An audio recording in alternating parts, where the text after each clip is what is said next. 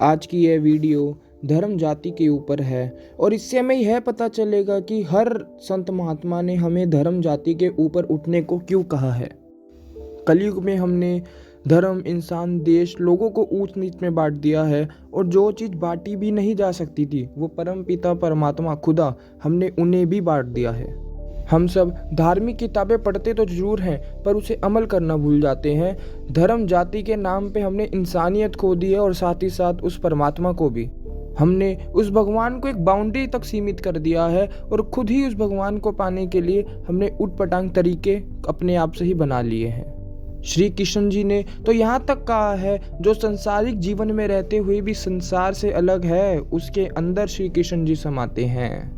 जो मनुष्य सबके सुख दुख को अपना सुख दुख मानता है वो मनुष्य के अंदर श्री कृष्ण जी समाते हैं। और साथ ही साथ उन्होंने ये भी फरमाया है कि जिसको हर जगह, हर देश, हर जगह मैं ही दिखाई दूं वो बंदा कभी भटक नहीं सकता।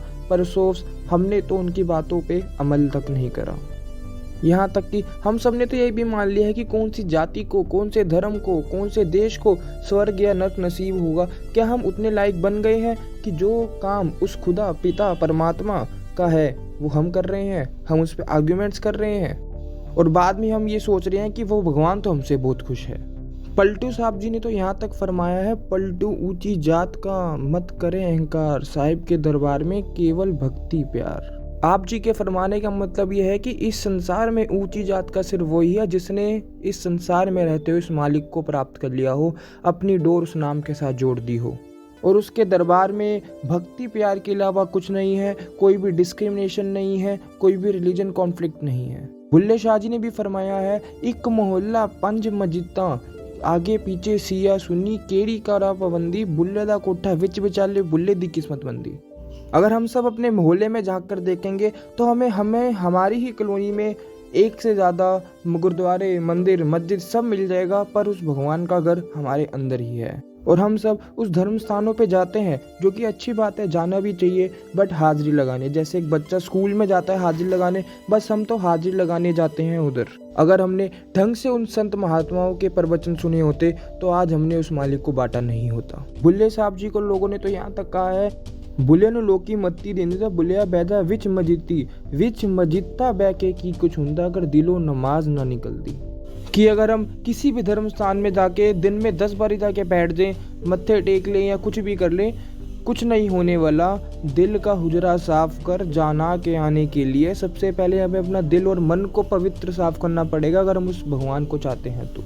और हम सब अपने दिल और मन को पवित्र करने के बजाय इस बात पे लड़ रहे हैं कि किसका खुदा बड़ा है।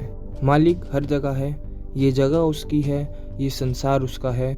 हम सब ने गुरु नानक देव जी की मक्का मदीना वाली कहानी तो सुनी ही होगी कि जब गुरु नानक देव जी का पैर मक्का की तरफ था तो वहाँ के एक सेवक ने गुरु नानक देव जी को कि आपका पैर उस पवित्र खुदा के घर के सामने है, कि आप अपनी पैर की डायरेक्शन चेंज कर लीजिए। तो नानक जी ने फरमाया था कि मैं पैर की डायरेक्शन चेंज कर तो लूँगा, पर मुझे ये बता दीजिए कि खुदा कहाँ पर नहीं है, मैं वहाँ अपने पैर कर लूँगा। क्या आप जानते हैं कि धर्म के नाम पर, जाति के नाम पर, ऊंच नीच के नाम पर हर साल कितने लोग मारे जाते हैं, हर दिन कितने लोग मारे जाते हैं, देश के देश तबाह हो जाते हैं। एक शायर ने फरमाया है कि खुदा के नाम पे जिस तरह लोग मर रहे हैं, दुआ करो कि अकेला वो खुदा ना रह जाए। अगली वीडियो कल इसी समय आएगी। जो उस वीडियो को देखना चाहे बड़ी खुशी से देख सकता है जी।